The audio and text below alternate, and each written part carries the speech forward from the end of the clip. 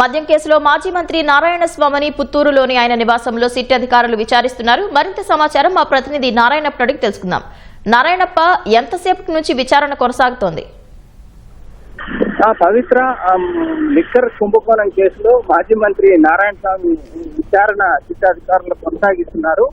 పుత్తూరులోని ఆయన నివాసంలో ఇవాళ ఉదయం 11 గంటలకు ప్రారంభమైన విచారణ ఇప్పటికీ కొనసాగుతోంది. 6 అధికారులతో కూడిన సిట్టు బృందం నారాయణ స్వామికి సంబంధించి పలు అంశాలపై ప్రశ్నిస్తూ లిక్కర్ కుంభకోణంలో సంబంధించిన అంశాలు రాబట్టేందుకు ప్రయత్నిస్తున్నారు.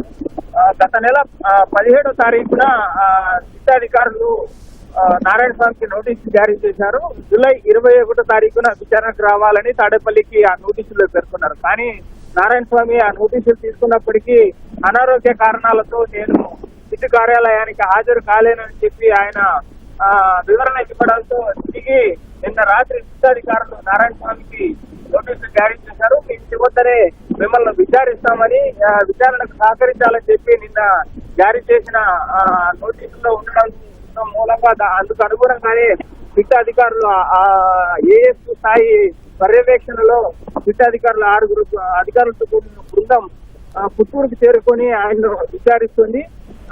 2019 నుంచి 24 వరకు జగన్ ముఖ్యమంత్రిగా ఉన్న సమయంలో ఎక్సైజ్ శాఖ మంత్రిగా బాధ్యతలు నిర్వహించిన నారాయణ స్వామి అప్పట్లో లిక్కర్ సంబంధించి ఈ ఎక్సైజ్ బిల్లులకు దానికి సంబంధించిన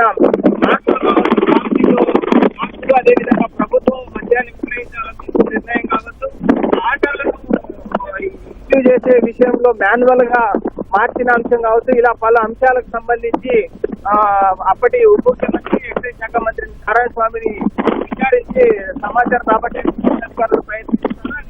ఇంకా నేరుగా ప్రభుత్వం మద్యం విక్రయించడం, అదేవిధంగా ఆర్డర్లు ఇచ్చే సమయంలో మాన్యువల్ గా చేయడంతో పాటు నగదు స్వీకరించాలని, ఎలాంటి లావాదేవీలు బ్యాంక్ లావాదేవీలు కాకుండా యూపీఐ ద్వారా కాకుండా నగదు ఎందుకు సేకరించాలనే అంశాన్ని లిక్కర్ పాలసీ ఇచ్చారన్న అంశంపై కూడా